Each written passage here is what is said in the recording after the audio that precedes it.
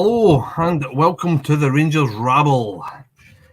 Tonight we're going to pick the bones out of last night and see if we can make some sense of it. Tonight we're joined again by Kerr. How we doing, buddy? You alright? I'm not bad, Mark. Not bad. Hope you're well. Have you got over the fucking trauma of last night? Not yet. I'm just trying to keep it. Not thinking about it. I think it's one day one. I'm just going to have to put to the back of my mind because it just annoys me every time I think about that game. I think it was awful, and that's me being nice. It was awful. Right. Well, we'll get into it. We'll do the post-mortem. We'll do the post-mortem anyway. All right, we'll do the stuff that Martin's made sure that I get all this done, get it all out. I have to ask everybody that's watching. Thanks everybody for joining us again. I have to ask everybody to like, share, tell a friend, let people know. Just go like, here, listen to this. This is brilliant. Send them a link. As I said, we've got 2 tiers as well of membership. You can join. You can help us out. 2 tiers. One tier is the bottom tier is $1.99 per month. The second tier is $2.99 per month. Now we're looking. The more people we get that join, the better content you're going to receive. Obviously, it's up to you guys. We need you guys to help us out, to keep the rabble going, and help us grow. So if you can do all the usual, all the likes, all the subscribes, join. We'll get stuff put up for the members only. So, as I said, anything you can do to help is much, much appreciated. As I said, thanks again for everybody joining us. Get your comments in. We'll try and get a few of them up. Kerr, where to start? This is the thing, innit? We'll try and, as I said, try and pick the bones of it. We'll go over it and see try and make sense of it. So where did it go wrong? Was it tactics? Was it Gio? Was it lack of desire? Was it too many new players at one time? I mean, what's your thoughts on it now? After you've had a wee day, you've had a sleep on it, and you've kind of a cold light a day. And what's your thoughts on it? I think it's probably about everything you've mentioned. There's probably a wee bit of everything there. But I think, to be honest with you, I think we gave them too much respect. I think the tactics were wrong as we went there. I mean, Lundstrom is sitting deeper with Jack and Kamara. Why should we be playing holding midfielders and playing Lundstrom at the back against a team where we should have went there thinking we beat Dortmund away from home? All granted it was last season, but we played against better teams in this and went away and thought we can nick a goal here, maybe 2. But last night we went there and I thought we were very poor. We were just very lethargic. You mentioned desire. I didn't see much of that. I thought it was like, we'll go here. If we can nick a goal, fine. But if we get a draw, we'll take them back to Ibrox. I know everybody mentions getting back to Ibrox, but we've done that with Malmo last season. We've seen how that worked out. So I think it's a bit of everything, but I just think we gave them too much respect and the players never showed up for whatever reason. You have to ask them. But I thought for Gio, for the players, for the tactics, for everything was awful. And I don't think you can pinpoint one thing. I think it's a mixture of everything there. So let's kind of delve into it a wee bit deeper. So, do you think that Gio possibly, we gave him too much respect? I mean, going to a back 3 and stuff like that. And I mean, I've got a wee note down here. Was it the right time to go to a back 3? We're missing all sorts of centre halves, and we're playing two realistically two centre mids and a back 3 with 1 centre half. Is that something that kind of has to fall at Gio's door? It probably does. A back 3 doesn't bother me, Mark. I like it when we play a back 3, but I think you're right. You need the right personnel for it to work. You need the players to be accustomed to playing that way as well. I think last night, Kamara and Jack, I mentioned them previously, but they were awful. At times, they were actually basically standing next to each other. They weren't like one was going forward, one was sitting. It was like they were following each other apart. They weren't following the Union players, they were following themselves. And I think it was a toss of a coin to see who was the worst between the two of them. Lundstrom was sitting deeper, but he never really tried to spread the ball about. He never really tried to come out for there. Golson was the same. Sands was actually okay. I know he caused a few problems himself, but he was actually okay considering he's not one of the guys we should be looking for. The fullbacks weren't great, but Bonner's shot, I don't know what's happened to Bonner. Tav, he always tries. Sometimes it comes off, sometimes it doesn't. But I think the two guys, the three up front, were awful. You have to start for your front line. I know you start at the back, but for the keeper right through the team, I don't really think there was one player on that part last night. You could probably say pass marks. Tolman done okay. It's his first match, so we'll give him a bit of leeway, same with the boy Matuna. But I think everybody else has to take a look at himself. But Gio, obviously, they probably planned this before we went, tactics, formation. And I still think, looking back, I still think they gave this team far too much respect. I may be wrong here, but Mark, they're not a great side. I think if they go through the route in the next round, I'm not saying if you go through, we're not either, but I think 9 times out of 10, we play them any other time we beat them. I mean, should we going there last night thinking, this is a game we can win before we go back to tiebreaks? No going there thinking, we'll try and get a half decent result or a draw and take them back to tiebreaks. That if that's the case, that's the wrong way of thinking about it. Because that team, she went there thinking last night, they're beatable. I mean, they were. We've played better teams, and no putting that performance. Yeah, we've bet far better teams than them. It's just a funny one. For him to pick now to try and go to a back three, such a big game. The fact that pretty much this is a must win over 2 legs. It's a must win. It means so much to the club financially and everything else that it baffles me how we started with 3 at the back and 3 pretty much defensive, almost holding midfielders. It beggars belief a wee bit. I mean, I can't see what the thinking was. As I said, they must have done their homework on them, but I think they gave them far too much respect. I think that we looked as if we set up defensively. I mean, we never even set up that defensively playing against Dortmund or Leipzig. Never set up as defensively as that. I think the first 15 minutes last night, Union were sitting, and they were like, right, we'll let Rangers come at us, and they probably thought to themselves, like we all did, like 50 minutes in this game, we weren't doing much, we weren't doing anything. It was side to side, up backwards, we weren't really doing a lot, and Union thought this side are beatable. Because they probably looked at us and thought Rangers are a good side here. Look at they've beaten the past. Look at our team sheet on paper. They've got some decent players, so we'll sit here and be tight.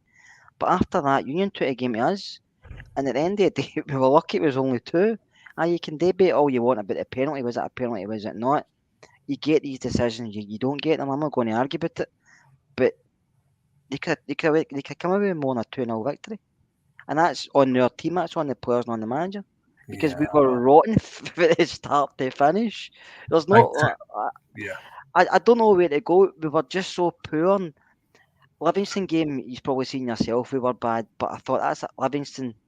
We still managed to get the points. We dug deep and thought that's great. But last night, that's not a performance I want for Rangers side. I don't care if on back in the 3rd division or Walter Smith was the manager, or even Jock back far as Jock Wallace was manager when I went. But that performance last night was embarrassing because it lacked everything about being a Rangers player. Even you don't mind getting beat, Mark, if you turn around and say, well, we tried, the players were trying, nothing come off for us, we were unlucky. But we won. I'm not saying they weren't trying because they're professionals, but they lacked something last night. I don't know what it was.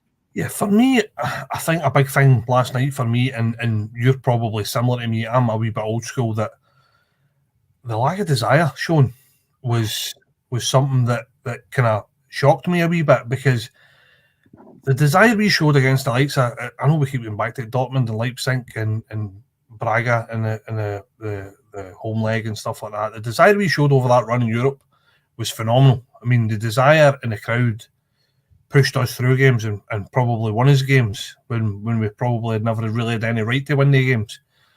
But just it seemed as if everybody was just so far off the pace. I mean, I think the kind of new boys, for me, I think the new boys can maybe, and I'm only saying maybe, get a wee bit of a pass there, because they're one game in the door, really, competitively, and the obviously they don't know the script. They don't really know. They've been told, but they don't know that this is almost a catastrophe. That playing like that without that desire is probably worse than getting pumped to nothing. It's the lack of desire that gets me. Are you willing to give these boys a wee bit of chance? I mean, I know a lot of people have jumped on a lot of their backs today, but do we need to be a wee bit more patient with the boys? And because obviously they're not all going to hit the ground running. To be honest with you, I think you have to give the new players a chance. I'm not saying they're going to prove to be good acquisitions because time will tell, but you can't get in somebody's back after 2 matches. Doesn't matter who it is, because they could time to settle family wise, football wise, get into the way the team plays. So you have to give them a bit of a chance. Has anybody impressed me that's come in? Tolman looks okay. Kolak, at times he looks okay, other times you think you could be doing more, you could be dragging defenders away, you could be just more movement in his game, but maybe that's not his game. Matondo, he looks good, but does he flatter to deceive at times? Is he still learning the game? I don't know, you have to give him time as well. I just think it was wrong tactics. I think he should have went with the tried and tested last night, just because it was an important game. I see some of the comments saying we might not be Champions League level, and we probably aren't, to be honest with you. We probably had a level last season in the Europa League, but even to get through this and get into the group stages, getting bigger teams coming to Ibrox is what you want to see. I mean, I want to win the league more than anything this season, and I've admitted that, but I don't want to get out in the Champions League with this kind of performance because that's awful. So I think Joe should have been tried and tested. I mean, I'm not Scott Wright's biggest fan because I think he's very inconsistent and I think we need better. But when he come on, he looked interested even though he always lets himself down at the final hurdle. Yeah, I mentioned that in one of the other shows, Kerr, and I kind of said, I kind of I tied myself in knots a wee bit, but what I was trying to say was, I picked a team that was probably what I would have picked if everybody was here for 6 months. But I think in reality, I kind of said, with too many new players in the door to play in such a big game, straight off the bat, without them being tried and tested, without them having that gut check and that heart check. I think that exactly what you said. I think the likes of, for me, I'm no Wright's biggest fan, but look, we know what he's going to bring. We know what he's going to do, and we know how he's going to play. Artfield, we know exactly how he's going to play. We know he's got heart. We know he's got guts. We know he's got fight. We know he's got talent as well. So for me, I would have thought that some of the tried and tested would have maybe got a start the same as you. But I think that as well, what surprised me, I thought that Lawrence would have probably got a start, and that kind of surprised me. What about you? What was your thoughts on it? Very surprised Tom Lawrence wasn't playing, especially if formation were playing, because the 3 midfielders that were playing. I know Lundstram is sitting deeper. We're all very similar. You thought you need somebody in the middle of the park who's willing to play the ball forward, who's willing to break between the lines, who's willing to have a dig, and that's Lawrence. But he was on the bench, so I don't see the reason for that, because it's not like that other team's full of fantastic footballers. Alright, granted I don't know much about them, to be honest with you, but what I've read and what I've seen, they've came where they came from have done really well, and a decent side in Belgium. But we shouldn't be feeling something like that. We should be going over there thinking, right, we've got better players as you, and going toe to toe, because at the end of the day, if you go toe to toe with somebody and they beat you, fair enough. But when you go over somebody's back garden and get your bum scalped basically and get sent back up the road, it's poor. So no, Lawrence was a surprise he wasn't playing, because he's got a bit more experience than Tillman and Matondo. He's played international football. He's played with Captain of Derby. He's played in the English game a long time. So I would have started him, but obviously I'm not the manager. It's Gio. No, that was kind of my thoughts as well. My thoughts was likes of Lawrence. All right, he's in the same boat as probably Tillman and Matondo, but he's 28. He's no 21. He's no 20. So I mean, he's obviously developed more football-wise, brain-wise, maturity-wise. But I can't understand why he wouldn't have played. But look, it's one of these ones. It's something that's happened. We're kind of trying to pick the bones of it a wee bit, but we just need to kind of pick ourselves up, look forward to the next leg, and and take it from there. But what I will pick up on was you mentioned Cholak, and we'll discuss the. We might as well any time no time like the president to discuss the elephant in the room. So he get criticised, and he get criticised by ex-players or a particular ex-player today, which surprised me because I think that the ex-player that was criticised him didn't have the greatest start at Ibrox himself. Is that justified? I can see where he's coming from.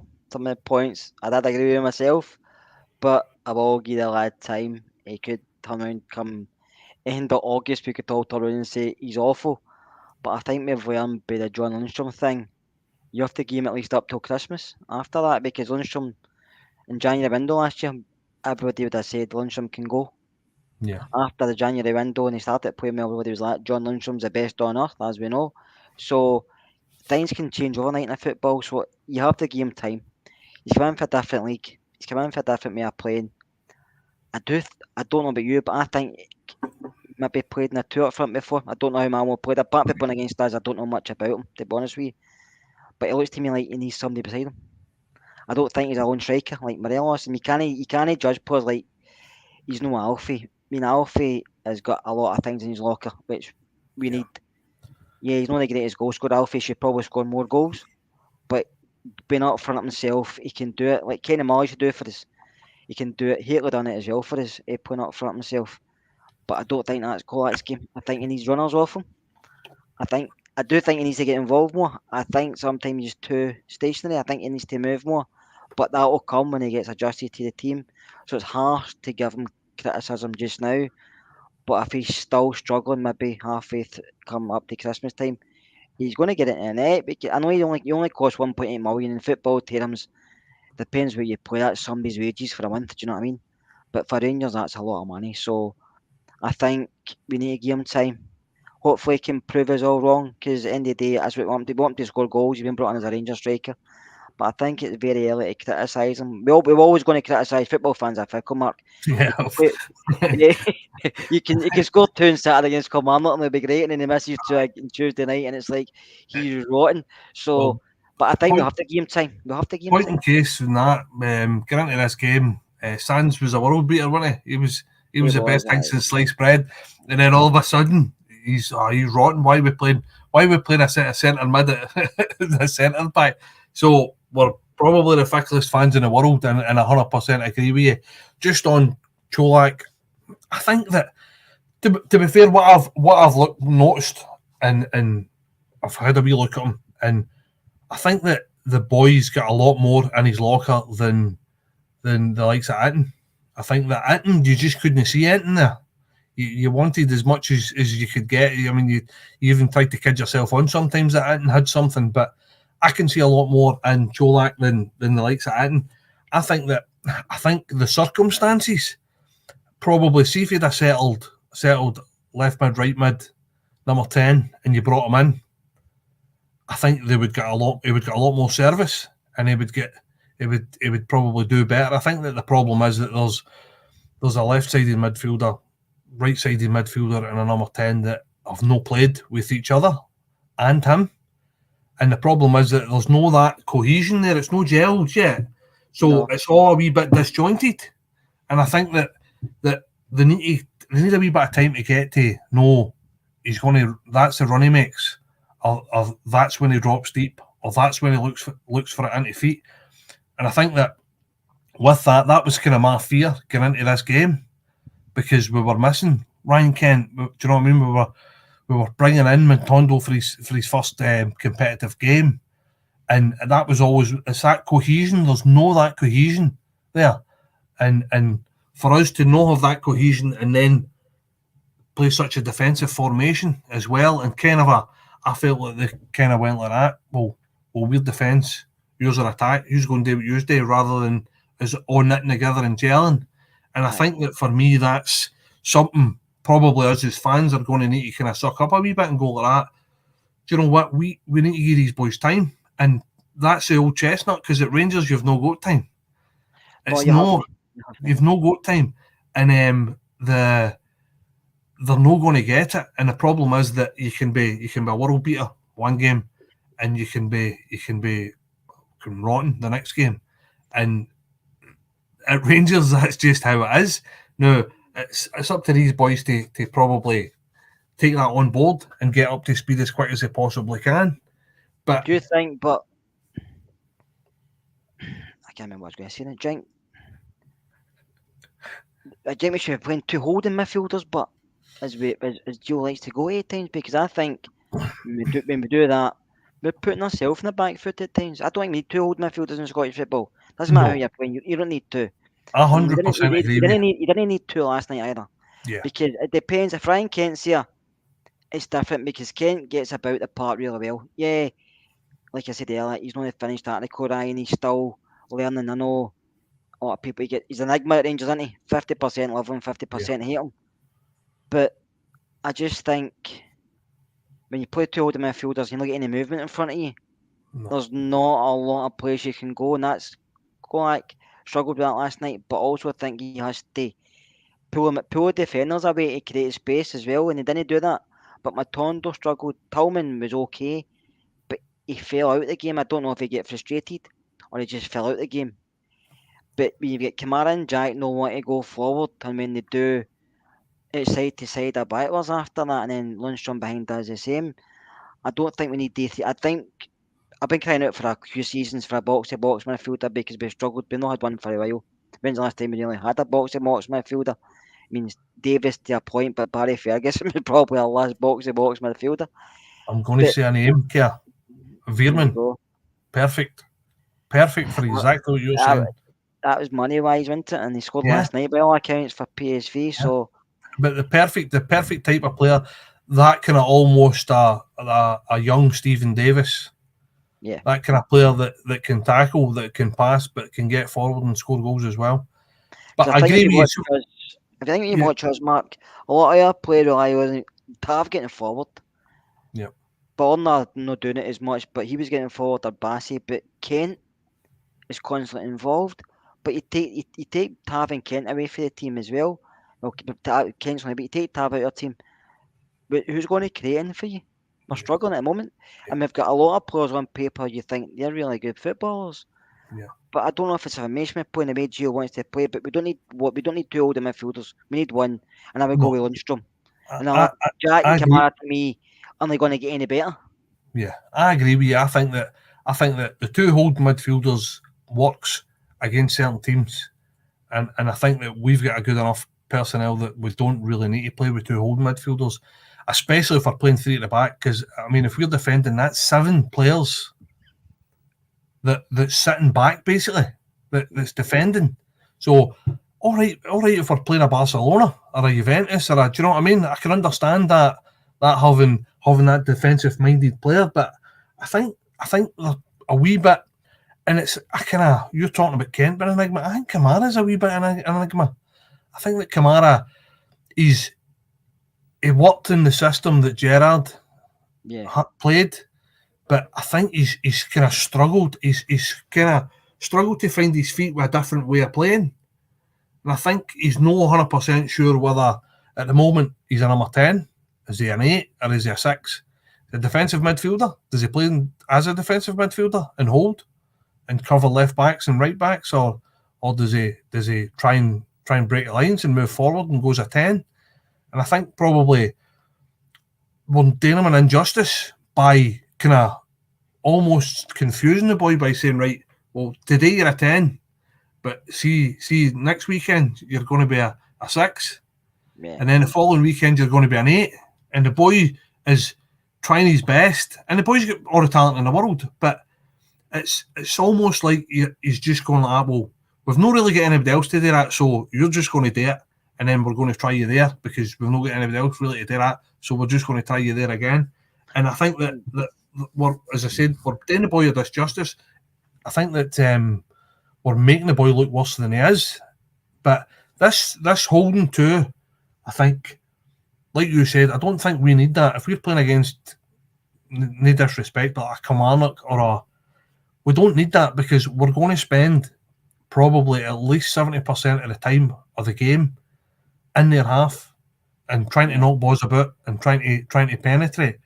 Now the problem is that the movement that you get from they two are sitting, and they're not really wanting to move because they're not want to get caught out. So unless somebody from the front 3/4 starts moving deep and trying to collect or trying to create, you're not going to get anything. It's just side to side, side to side, side to side until somebody does move. But yeah, I think we need somebody that can, i.e., I know we talk about box to box and stuff like that, but I really think that we need a creative central midfielder, and I know that that's probably a dying breed at the minute, isn't it? It's you're either a defensive midfielder or you're a number 10 nowadays. Everybody wants to be either an attacking midfielder or a holding midfielder. I mean, I could be wrong here, but look at last night's performance, the formation, and the way we played. It's probably very similar to the way we played in the final Europa League. Yeah. But the personnel's different because in the final, you had Aribo who could hold the ball up and run with it. You Kent could do exactly the same thing. Whereas last night we didn't have that. So, and that's just two guys. Do you know that way? So it shows you how much these guys bring it to the team. I know Aribo's not anymore, but guys like that bring it to your team. So if you've not got guys like that, why would you not tweak your system and go another way? Because it's not going to work. Because last night you seen Coleman was running with the ball, Matondo wasn't really running because they didn't have anywhere to run, and everything was side to side, side to side because there was nothing coming up top movement wise. And I think last season we seen it with Gio, and they put the ball through middle as a striker at times because they didn't trust anybody else when Alfie was injured. So I still think we're short up front as well. Yeah, I think I've always advocated for the start of the season, even before when we started signing players, I said we need another striker in. Yeah. And I think that we need, and I've said it before, I think that we should be buying players that are challenging for the slot. I don't think we should be trying to buy players that buy a number 3 striker, third slot striker. I think we should be buying somebody that's going to challenge Alfie and go like, do you know what? This is my number 9 slot's mine. I'm the striker. And because we've always, throughout history, we've always had really good strikers that have all vied for that central spot. Always. And it doesn't seem to be the case now. It seems like Alfie's our main man, and all right, we'll just spend $1 million or 1.8 in somebody that can maybe fill in when Alfie's not. I think I argued with this in the past, and I don't know why I disagree with you, but I think all comes down to money, wages wise, and transfer fee. And I think it depends what market you're shopping in. At the moment in time, we're in Prima because we can't afford we can't really afford them health duty people's wages, because even in England in the Championship are getting a vast majority more money than we can pay up here. So I think that's how we're having to look elsewhere, and sometimes these guys aren't going to be any better than what you've already got. We've seen me Kolak still to kind of come to fruition. Alfie was a one-off, but it took him a wee while as well. He didn't hit it straight away. Yeah. But when somebody mentioned we'll change the subject very slightly on you, Mark. Somebody mentioned the keeper now. I've been saying before the season started, he's a new goalie. I'm with Joe McLaughlin's biggest fan. I think he's great. He's a second in command. But I don't think he's a. I've actually got this done here. So my point was the goalkeeper situation, right? And I probably know what you're going to say before I say this, but have we took the cheap option? Is it the easy option? Aye. I think Alan should have retired, and I think the Scottish Cup final, I think he was going to retire. You don't come on for a couple of minutes and then sign a new deal. No. But I think for some reason we've talked him round to stay. For what reason, I'm not sure. And I'm not saying John McLaughlin's a bad goalie, but I think we need somebody commanding in the box, somebody who's just a presence in goals. You've not got that. Gorham had it, Kloss had it, McGregor had it. John McLaughlin, to me, has not got that. And I know that might just be me, but I look back to Chris Woods, I look back to Kloss, even Sherborne had it. Just keepers like that. I mean, I remember Nicky Walker in goals. Nicky was alright, but wasn't great. Jim Stewart wasn't great. Cammy Bell was awful. Alexander was actually okay, but he was never a number 1. Yeah, Alexander. So I remember keepers and But I just think we need a presence. Rangers have always had good keepers. You look at the goals we've had. I mean, arguments we had about Andy Have we been Gorham spoiled? But have we been spoiled over the years, and this is the problem? we probably have been, but there's goalies out there you could go and pick up. So another thing, I mean, do we give McLaughlin a chance? Do we give him a run and probably? I mean, I've got a thing here. A wee point here saying are we too quick to judge him? Because I mean, let's face it, we've only seen McLaughlin in fits and starts. Really, realistically, he's come in for the odd game here and there. And as far as I'm concerned, what's the reason for that? But well, I understand that, and I'm just trying to play devil's advocate a wee bit here. You know what I mean?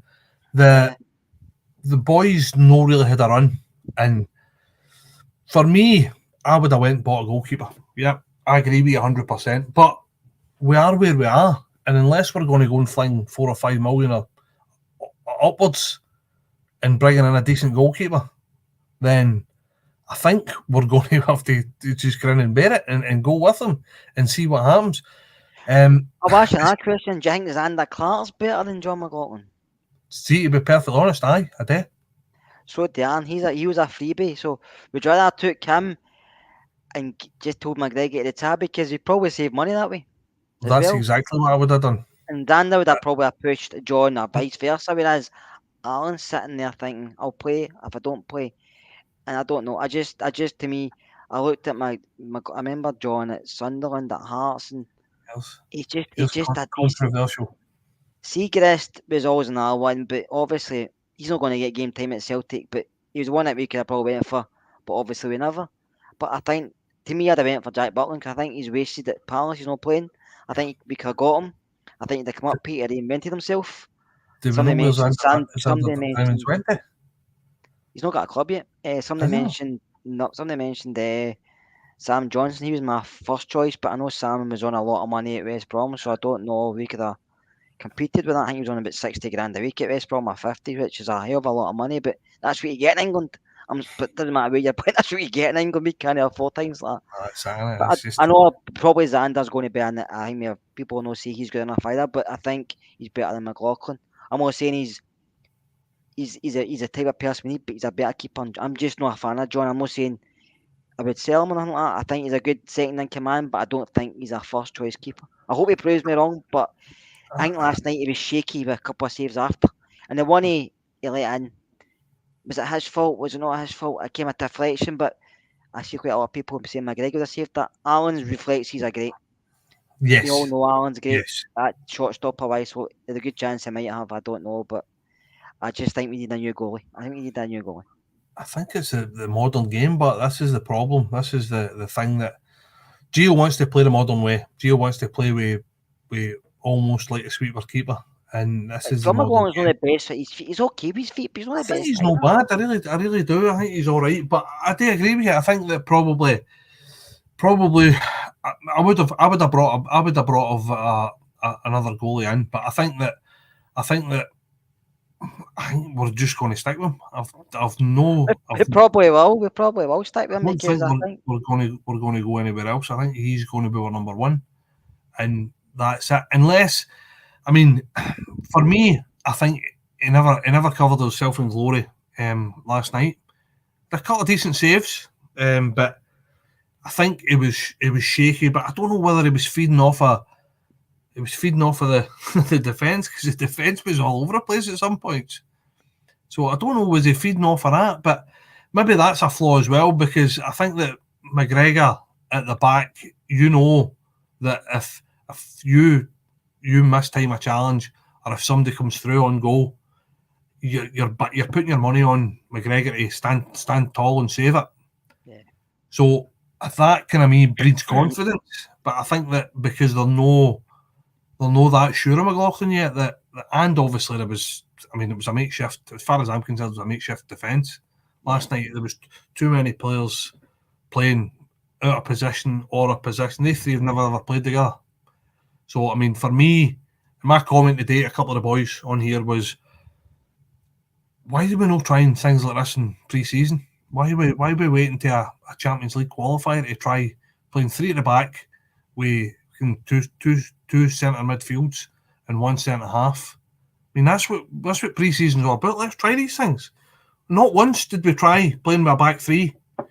All right, it might have been a personnel thing, but you had the three that were playing last night. They could have went into a back three, and we could have tried that for 15, 20 minutes. I don't understand why we weren't doing stuff like that. But as I said, it's one of these things. I mean, we'll try and move on for this, because I think that this is something that's just going to be a bonus. There's a few people putting in the comments, some saying he's not the presence of McGregor. He isn't the presence of McGregor, and I think sometimes he's the presence in goals. Somebody else saying why we're blaming the keeper. We starts for the front. We all know you defend for the front, but as far as I'm not saying every Rangers goalkeeper's been great, because I mentioned a lot in the last rant I made, but when you're a manager, you want a good keeper and a good defence. That's how you start building a team. Yeah. At this moment in time, I don't think we've got a keeper with that presence that we can build a team in about. So it's a spine, isn't it? You're looking for a spine. That's the whole thing about it. But I'm happy if John stays in goals. But I do think we'll come back to talk about him more often this season. 100%. I think it's going to be a bone of contention all season. 100%. Because I think that the only way it's not going to be a bone of contention is because if you never give McGregor another year. Simple as that. See, if you never give McGregor another year, we're not talking about this. We're talking about we're bringing a new goalkeeper. We're not talking about is McGregor better. Do you know what I mean? We're just not. And this is a problem, and we're going to kick this about all season. So let's just move on for it. Let's so Davis, Yilmaz, are they starting at the weekend? Are they straight into that side? Davis is still needing games under his belt because he's not played a lot for football since he's been at Liverpool when he was out and loan at Sheffield United. But I think he got injured as well. But I like Ben Davis. I think he'll do a good job for us, but I don't know if he'll start. Yilmaz has to start. He's a young lad. He's played a lot of football. He looked half decent. He looked talky when he came on. It was hard to get me get involved in just because of the scoreline and maybe we were playing. But I think he'll start. He has to start because, as we said earlier, and a couple of other people said, Borner's confidence is shot. So I would start. I think you have to start. I think Davis. Think he's starting? I don't know. I think Suter might come back in. Suter's no. Who does he start? I would go with Ben Davis, but I think you might start Suter or Sands again. I think he has to start Arfield. I think he needs to change the midfield. I think he might go back to a wee bit of tried and tested. I think that I don't know what it's. I mean, even Jack looked so out of sorts, and that's very, very unlike Jack. Is it Ryan Jack? I think Ryan Jack. I said that a couple of pods ago. I think he's hit his peak was. I could be wrong, but I just think. I don't know. I like Ryan Jack as a player, but I just think the last few games I've seen, he maybe still needs to get back to full fitness, but it just doesn't seem. Even when he come off, it didn't seem as annoyed, and then I just maybe reading too much into things because I was annoyed last night. I think everybody was annoyed last night. As I said, I think that for me, I think Davis starts, and I think Yilmaz starts at the weekend. I think that kind of wee cameo that Davis got and Yilmaz got, I think they need to. I think that if they don't, if we've not got Suter fit, I think that he needs to start. I think Davis needs to start. I think that if he does start, I think we could be in trouble. I think because what's going to happen, we're going to go back to a back four at the weekend. I'll put money on it. I'll bet my bottom dollar we'll go back to a back four. And Big Kyle Lafferty will be up front for Curly. But I mean, not the greatest player Kyle because he's probably past it, but he'll probably give us a torrid time because come on, not usually. Derek will come and sit in because that's what Derek's teams do. But no trying to break. Like Jordan Jones. So, I mean, Jordan Jones and Kyle Lafferty. So like I said, these are the times Mark can come back and bite you right in the arse. Yeah, as I said, for me they start. But I mean, we kind of touched on it a wee bit before. I kind of wanted to talk about it actually before I was talking about the weekend. Massive thing that we kind of not really mentioned. How much did we miss Kent? Ryan just Kent, I've said Mudometin, I've said on this, yeah. I Ryan know we Kent's the talked first about it name in the earlier, team but sheet. He was always the first name in my team sheet, Ryan Kent. I know he's an enigma by a lot of people, but Ryan Kent's a player I would always have because even when he's poor, he still offers you something. he's functional, isn't he? Even when he's not getting you a lot going forward, he's chasing back. I mean, even like you watch him, he'll run back 40 yards into a corner, chasing somebody back. Now that's really, really unheard of for a kind of tricky, wide player. It's very, very rare that you find somebody that with a work ethic like that that's going to chase back and stuff like that. And I think Barisic is to be fair, I think he's not going to play, but I think that he's pulled Barisic at a hole many times over the years. But I think that it was just a massive. He doesn't hide. He doesn't hide. Kent. He doesn't No, hide. I know he can have poor games, but he doesn't hide. Things might not come off for him. He might put a poor ball through. He might shoot and it ends up pays the road west, but he doesn't hide. Because some players are playing bad, they do hide, but Ryan doesn't. He? Do you know what I mean? He still tries to beat his man even when he doesn't. But you say he defends, he tries back, and yeah, he just runs. But he gives us something we've not got, and that's the issue. But when he's playing, he usually gets double marked or two yeah, players on him. And yeah. sometimes that should create space for others, but sometimes you don't use it to advantage. I think as well, he's a team a lift. I think that the wee fella when he gets the ball, I think people know that if I give Ryan Kent the ball, he's going to either do something with it or he's not going to lose it. And I think that breeds a bit of confidence in the team when we're trying to knock it about. If we're playing against a deep line block, then it gives them a bit of confidence that they know that he can pull a rabbit out the hat, and you know he can do a wee jink, and he knows that from a point of view of the fans, it gets us excited and it gets us off our seat. Do you know what I mean? It's something that I think that we looked dead flat Yeah. last night, and I think that's something that Kent, and we kind of hoped Matondo was going to be like that on the other side, and you know what? It probably, and I hope they will, but it probably will be turned into the player that I think Kent was. Because I mean, if you remember as well, Kent never had a absolutely great first season. He was decent, but he wasn't anywhere near the player that he's turned into. So, as I said, it's one of these ones that you need to kind of, for me, you need to give all these new boys. I think that we're getting a wee bit ahead of ourselves, thinking that all these boys, a lot of them are young boys that are all going to just come in and hit the ground running and be superstars straight away. As I said, we're fickle and they'll not get much time. But I think that we need to try and be at least patient with them. I know it's. I mean, you said it as well. They'll probably go back to tried and tested at the weekend. But is that helping these boys?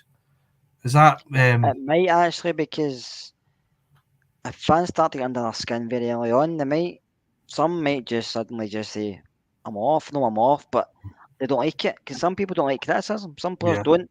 It spurs players on, other players hide.